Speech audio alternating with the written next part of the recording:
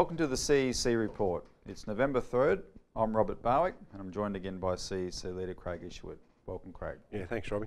And Craig, we need to welcome our viewers not only in Melbourne now, but on community television in Adelaide and Brisbane Gold Coast as well. Yes, we do. So welcome, viewers. In this week's CEC Report, what the General really said: you can't regulate cancer, quarantine and kill derivatives, and Keating floated the dollar to kill industry, and it's working.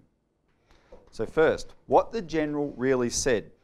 Craig, the biggest political story this week was last Sunday Julie Gillard announced her Asian white paper, or her Asian Century white paper. And it was to much fanfare, and the paper is full of all this ambition, and the whole thing is an absolute fraud.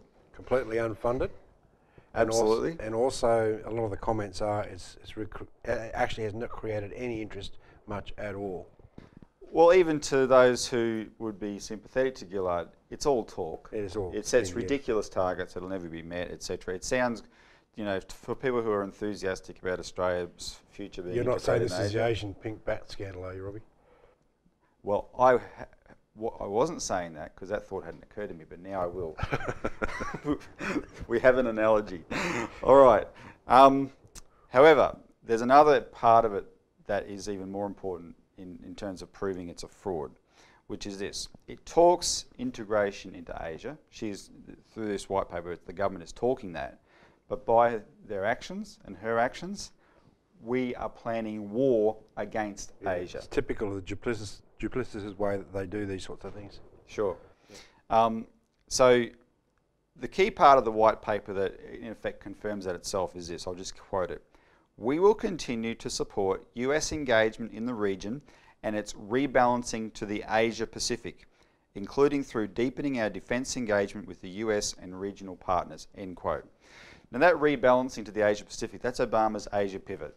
And that Asia pivot has one target, which is containing China. And that's only one sentence, Robbie, but that actually gives the game away. You know, you have a 300-odd page report with one sentence in it, and that's actually the most truthful part of what the intention of that document is. Yeah, exactly. And that's the way things get done. So, Asia, we're going to come and integrate with you. We'll join the tip of the spear, the Marines, in taking you over. Yep.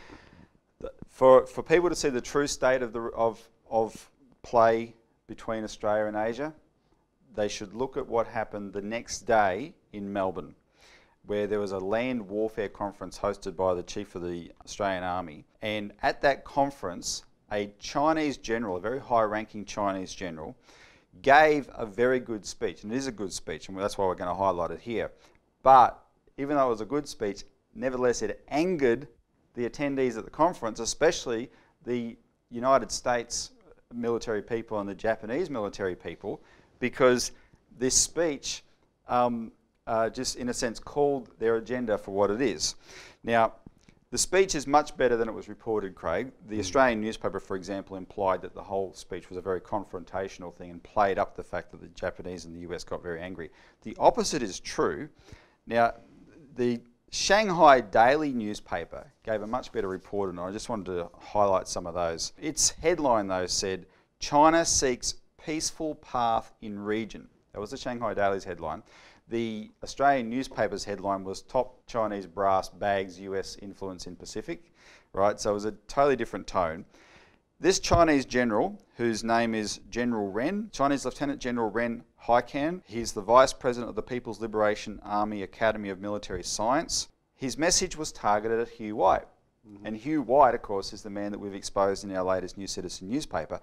And the guts of his message, though, is really stunning. What he said was, China has no desire to compete with the United States for hegemony. Now, Hugh White's thesis is, China's rising, America's declining, so they're going to both battle over who's going to dominate the Pacific. This general's saying, yeah, we're rising in economic wealth, but we do not desire hegemony. So your whole argument is totally flawed. I'll just quote a few of the things he said. Quote, "In terms of Australian national interest, I can understand why White brought up this idea, but it's overly anxious. China consistently adheres to long-term peaceful development policy. No matter to what extent we develop, China will never seek hegemony. Yeah, Robbie, this is the crux of the matter, because what Hugh White represents, as we go through in our very latest paper, which has only just been released, Act Now, Stop Nuclear War, the point is that what Hugh White represents is not the classic American approach, but actually the British policy of geopolitics.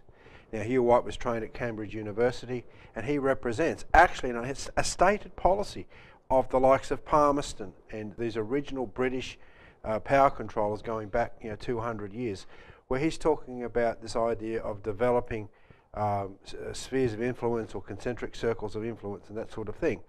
And his policy is directly a British policy. Now, China gets very nervous when they talk about these sorts of policies, because it actually isn't interested in these wars of going out around the world and actually fighting wars for the sake of wars. And it's got a history of many thousands of years, Craig, and in none of those thousands of years has it ever done that. No, that's right. But China's not perfect. We're not saying that. But what we're saying is that China has 1.3 billion people. It has a concern for its own territorial integrity.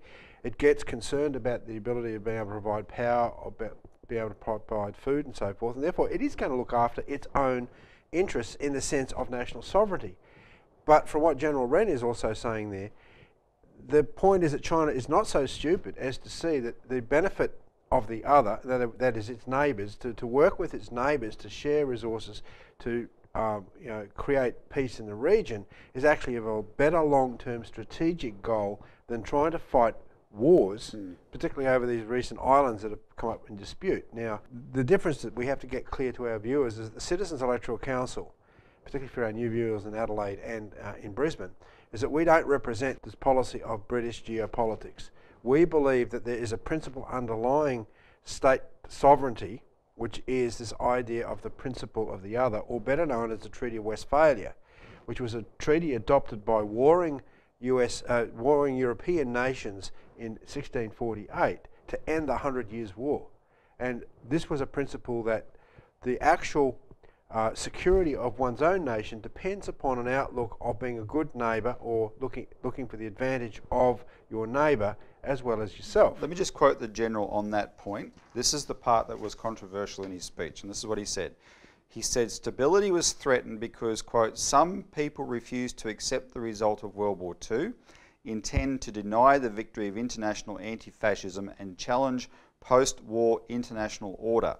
One should never forget history and should learn from history. Flames of the war ignited by fascist countries engulfed the whole region, and many places, including Darwin in Australia, were bombed. So he's saying that that was what happened in World War II, and of course it was the Japanese who did that bombing because they were in a fascist alliance with the fascists in Europe. And what happened after World War II is there was an order accepted such that sovereignty should be respected, and that couldn't happen again. And that's what's being upset now. That's what the Chinese are alarmed about. And this goes back to the doctrine that Tony Blair introduced, the responsibility to protect. It was this idea that external nations have the right to trample over the national sovereignty of sovereign nations to remove tyrants or perceived tyrants that are in power in order to protect the citizens. In other words, you discard this idea that there's such a thing as a sovereign country with national sovereignty. Now, of course, you're going to have tyrants, you're going to have tyrannical rulers. We've had them ever since mankind has been on the face of the planet. But the principle, Robbie, of national sovereignty, of this idea of having a nation state, was only developed by Cardinal Nicholas of Cusa in the 15th century. And consequently, this principle, once it's been developed, has seen the development of sovereign nation states, the development of people, such that the population of the countries of the world have increased from, up to 7 billion people. And also, Craig, in the Treaty of Westphalia itself, they had this clause of non-interference as a foundation of this principle of sovereignty, that countries shouldn't interfere in other countries' affairs, specifically because the reason that war had gone on forever was because the various princes would create circumstances in a neighbouring country to give where they would say, oh, my fellow, in this case it was Protestants and Catholics, right? So a Catholic prince would say, oh, fellow Catholics in your country are being persecuted, I'm coming in to rescue them. Yeah. And that had kept the war going for decades and decades. And so that it was a ruse. And what we see now, when Tony Blair's talking about responsibility to protect, and these things they cite are equally a ruse. And that, yeah, same thing with Syria. Everything you hear about Syria on the main media these days is a complete fraud. I mean, there's just been reports of massacres by the freedom fighters, so-called, the Free Syrian Army, and you know, there's next to hardly a bleat about this, right? Because what's happening is that the United States, Britain, other countries are supporting these freedom fighters made up of Al-Qaeda, Mujahideen, and non-national Syrian people by and large, against a sovereign government. It's the same principle, of course, that was invoked in these coloured revolutions. You might remember, Robbie. I mean, you've seen coloured revolutions happen in the last decade. You had the Rose Revolution in in Georgia, the Orange Revolution in Ukraine, the Tulip Revolution in Kazakhstan. These revolutions were actually funded by an organisation called Project Democracy, and they were external influences running so-called freedom movements inside countries in order to overturn legitimate topple regimes, right?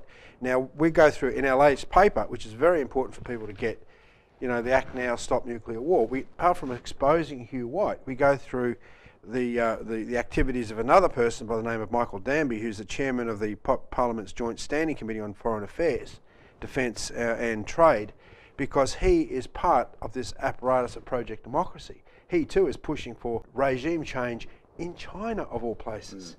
So people should get a copy of our paper and really read about what we go through there, because it's crucial that people understand that there's alternatives to the current debate. Craig, two quick things before we go to a break. As you know, I attended this one day of this land warfare conference just to be an observer, and when the Australian newspaper plays up China, this Chinese general supposedly being confrontational, what I got to see at the conference was presentations that were all about we as Australians participating in planning war against China, right? And it was such a contradiction to Gillard's words a few days earlier, but that's the reality on the ground. And the second thing, on a humorous note, Australia's Foreign Minister Bob Carr weighed into the Syria debate this week to justify why the Australian government is supporting regime change in Syria. And this is what he said. What the Syrian people have to understand is that the Syrian government model is a broken model. The model where you can have a president for life, and worse, an inherited president for life, is a broken model. Now, of course, here's the Foreign Minister of Australia, who our head of state is for life, whose name is Queen Elizabeth, who inherited her position from her father, who inherited his position from his father. If it's a broken model, surely it applies here as well. Anyway, enough on that. We better go to a break. When we come back, we're going to talk about derivatives.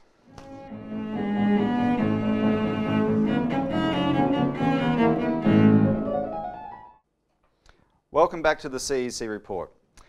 You can't regulate cancer, quarantine and kill derivatives. So this week, Australia's leading financial regulators, Craig, the Reserve Bank, ASIC, the Australian Security and Investment Commission, and APRA, the bank regulator, Australian Prudential Regulatory Authority, they're all asking the government to regulate over-the-counter derivatives. Robbie, I think for our viewers, a derivative is essentially a financial instrument that has no value itself and in and of itself. Like when you buy a share in a company, you buy a portion of that company, the capital of that company. With the derivatives, you're not actually buying anything except a right to some sort of cash flow or protection of an underlying asset. Yeah, it's sort of a future promise based on something, etc. That's right. Gambling, basically you've got to look at them as nothing more than a gambling instrument. Well, LaRouche calls them, and I still think this is the best analogy, and in fact the best explanation, more than an analogy, because they're even derivatives traders don't understand derivatives. LaRouche calls them gambling side bets, because it's the equivalent. You go to this is spring racing season, right? There's the people who go and bet on the horses, but then we could go to the races and bet on those laying bets to see who'll lose their shirt by the end of the day and who'll make a mozza, etc. Have side bets on that, and there's no end of permutations of that kind of betting. And that's what derivatives are. Yeah. They're a variation on futures and swaps. And a swap is like, I'll punt on your risk and you punt on my risk. And there's a theory, the thing I wanted viewers to understand, there's a theory behind derivatives that the traders are taught, which is that it's a zero-sum game, because when you take a derivatives contract on the one hand, That's a certain gamble. What you do is you offset it with an opposite gamble on the other hand. So if you lose on the one hand, you gain on the other hand, right? And so that's the risk is supposed to cancel itself out. That was the theory. And then Lehman Brothers happened in September 2008 and blew it all up because the volume had got so big that people were starting to issue warnings. We'd been warning for 15 years, remember, that no one knew what was exposed here. And when Lehman Brothers blew up, it blew out such a big hole in derivatives. Remember, Lehman Brothers was a multi-billion-dollar loss. The next day, AIG, the biggest insurer in the world, was a $50 billion loss, right? And they had to hurriedly try and plug that hole, and they still haven't plugged that hole to this day because that's what all the money printing's about. That's going on. Qualitative easing 1, 2 and 3. Exactly. But back to my point, the permutation of derivatives are infinite. You can come up with different types of bets on everything. And one of the more dangerous ones are what you see advertised on TV now called CFDs, where they're trying to suck in day traders to play with this. Craig, the Australian on October 31 reported in an article about these regulators asking for derivatives to be regulated that global derivatives amount to 650 trillion. Yeah. Now, that figure is wrong. Years ago, EIR, our news service, reported that the real figure is over 1 quadrillion. We put it at 1.4 quadrillion, 1,400 trillion. When the LIBOR scandal erupted a few months ago, and they did an analysis of how many contracts the LIBOR interest rate fraudulent setting affected, that analysis went over $1,000 trillion as well. So, and that's all derivatives that LIBOR was affecting by the way it was set. So that's the real figure we're talking about, and there's nothing in the real world economy that supports that. Global GDP is about $70 trillion, right? What has happened though is derivatives growth coincided with the collapse of the physical economy. Financial institutions made less and less money out of investing in production, so they made more and more money out of investing in increasingly wackier ways to shuffle paper around, and they could leverage that as well, and that was derivatives. So now our regulators are saying we have to regulate these. It's interesting, the timing, because they're saying that just after we revealed here the Australian government has made contingency plans for a financial collapse. There's a lot of worry now, increasingly among experts, about Australia's banks, and our latest figures show, we'll put a graph up on this, that Australia's banks now carry a total of $20 trillion in derivatives obligations, and there's been an enormous growth in that since the GFC 4 years ago.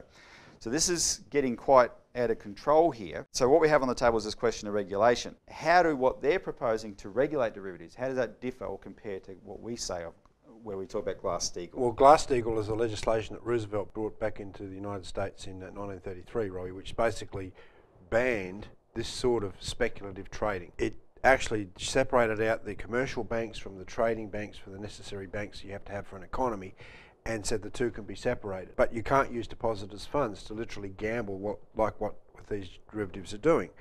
So what the regulators are saying, we're going to try and regulate what's in fact unregulatable. And it's getting more and more complex. I mean, the original Glass-Steagall bill was only 36 pages, something like that.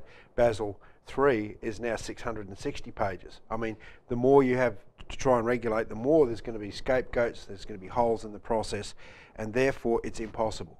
So what we talk about, and we've got a lot of material on our website about this, we have to go back to actual regulations where we say, no, that's the law, no. And we have much, much simpler legislation where these things, these derivatives, the speculation is not tolerated. This requires then a completely different look at how we structure our financial system, which we say a lot of on our website. Yeah, because you're saying no to the banks that are important, and that's the quarantining part of Glass-Steagall. And if these other financial cowboys want to mess around with their own money, good on them. But when they lose their shirt, they can buy themselves a new one. Yeah. All right. When we come back, we're going to talk about the dollar float and what it's doing to Australia's industry.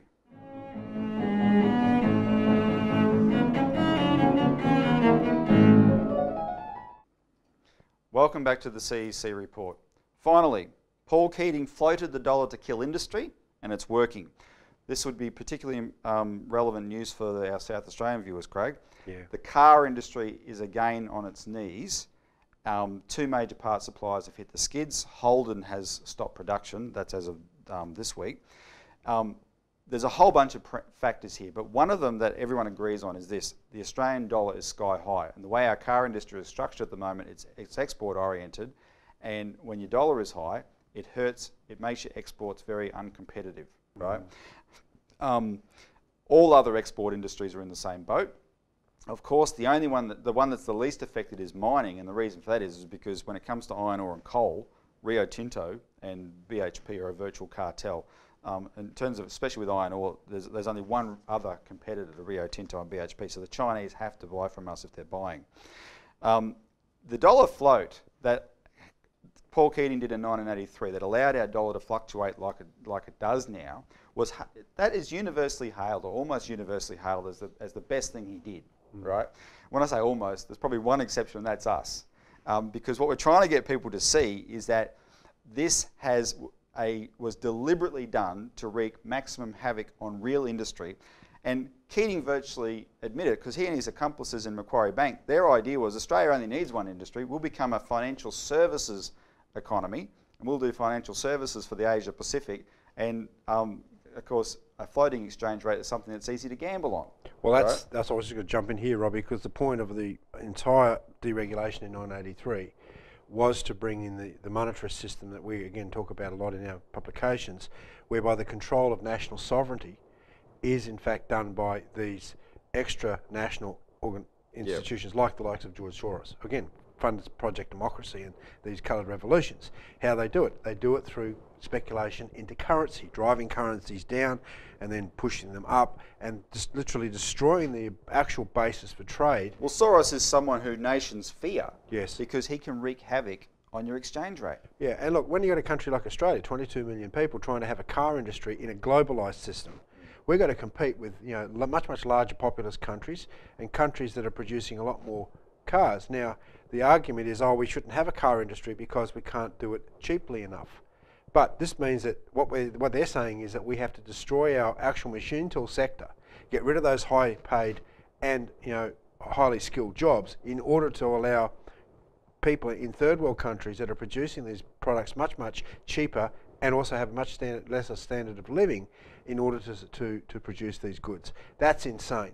But that's the nature of globalisation. This is why Keating has brought in a system of monetarism which is totally based upon destroying the physical economy of countries. And if it keeps going, Robbie, I mean, we're not going to have very much left. We don't have very much left here in this country now unless we turn this around. And ironically, this was 1983. Our organisation, the CEC, was founded in Queensland in 1988, specifically against these policies of globalisation that we saw back then. Now it's nearly 25 years since we founded our organisation, and we haven't deviated against attacking this policy. But it's getting to be that we're the only lone voice in the entirety of the Australian political field, because everything has become hegemonic towards supporting this crazy destructive policy. Well, by now the people that are in charge are the ones who were at university when this started, and they all got brainwashed into the theory of free trade, and they've all believed it. They've all drunk the Kool-Aid, as the Americans say. The issue of national sovereignty, Robbie, is not something that's understood either by the leaders of this country or the population. And that's what's killing us, literally. Yep. All right. So we've covered a few subjects there today. Again, I urge people, our New Citizen, our latest New Citizen is in mass circulation. We need your help to get it out as far and wide as we can. So order copies from the CEC. But otherwise, thanks for tuning in and tune in next week for more.